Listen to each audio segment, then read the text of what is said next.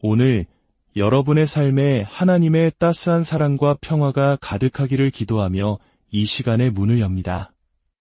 잠시 세상의 무거운 짐을 내려놓고 우리 영혼을 채우는 생명의 말씀에 귀 기울이는 귀한 시간이 되기를 소망합니다. 본격적인 말씀에 앞서 만약 이 채널의 메시지가 여러분에게 작은 위로나마 된다면 구독과 좋아요를 통해 이 은혜를 더 많은 이들과 함께 나누는 일에 동참해 주시길 부탁드립니다.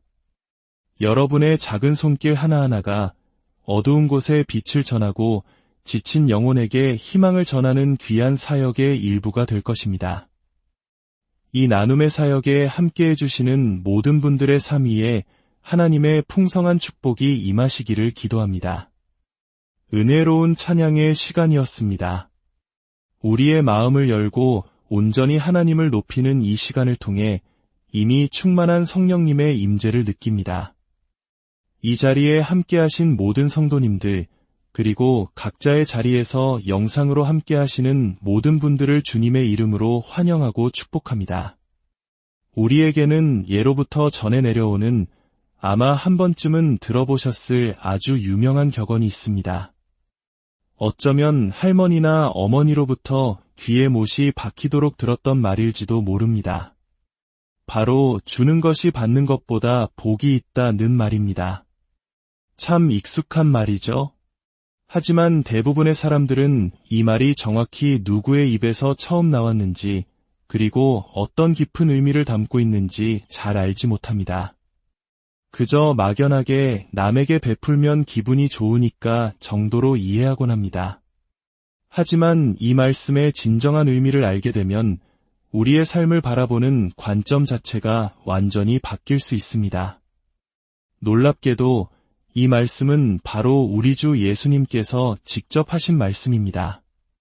하지만 마태, 마가, 누가, 요한복음 그 어디에도 이 구절은 기록되어 있지 않습니다. 이 말씀은 사도 바울이 사도행전 20장에서 에베소 교회의 장로들과 눈물로 작별 인사를 나누며 그들에게 예수님의 가르침을 다시 한번 상기시키기 위해 인용한 구절입니다. 바울은 이렇게 말합니다.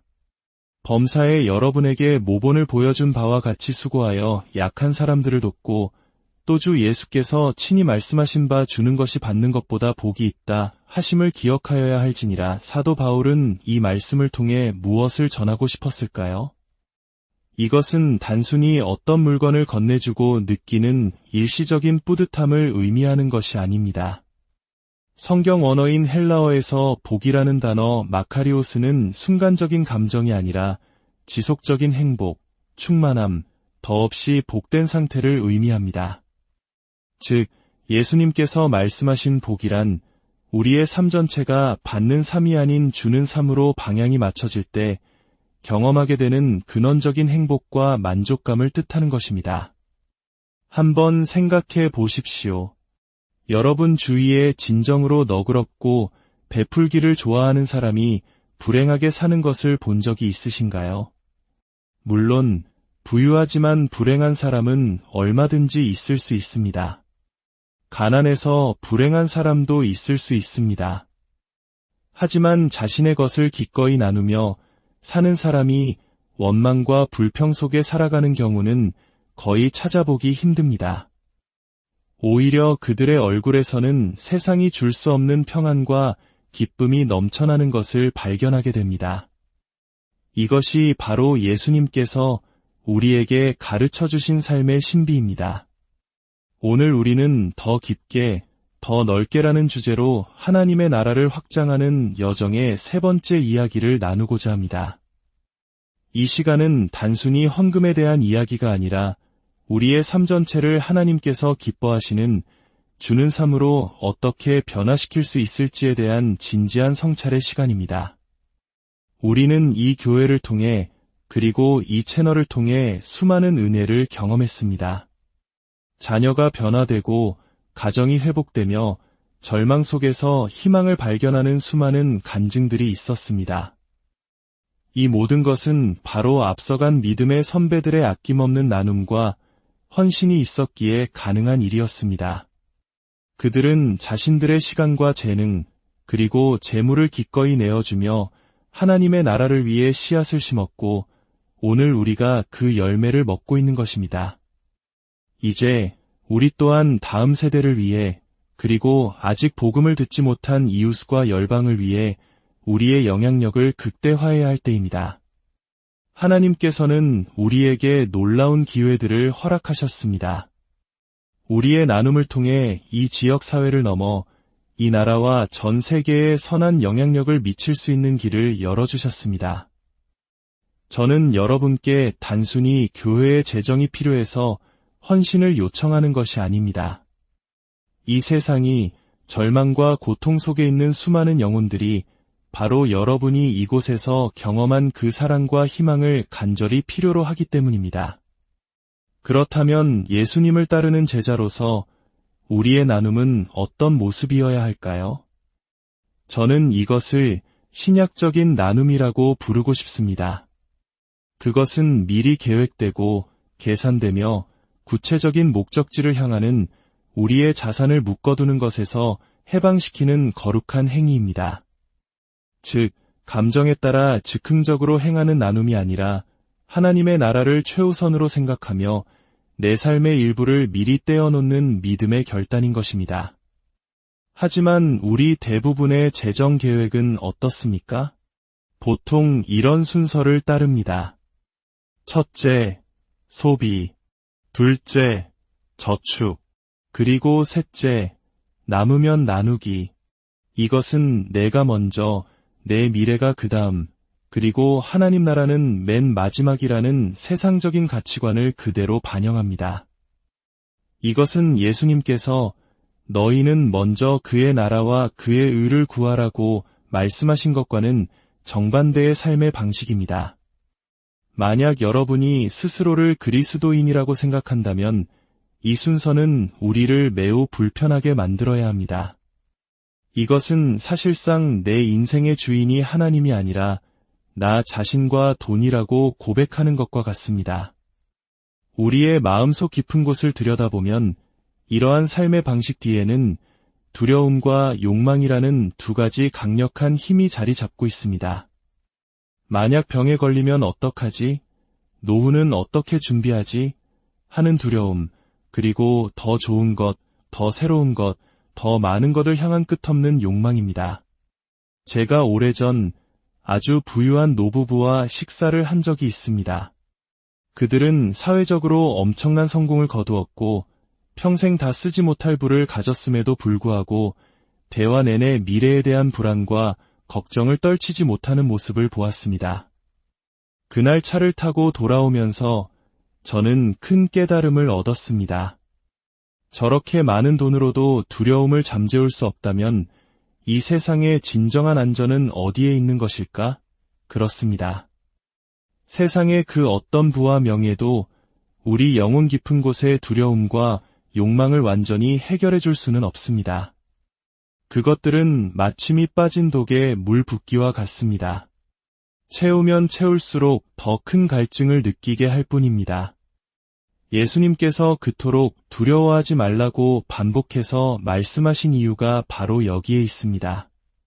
주님은 우리의 필요를 아시는 하늘 아버지를 온전히 신뢰할 때만이 우리가 돈의 노예가 되는 것으로부터 자유로워질 수 있음을 아셨기 때문입니다.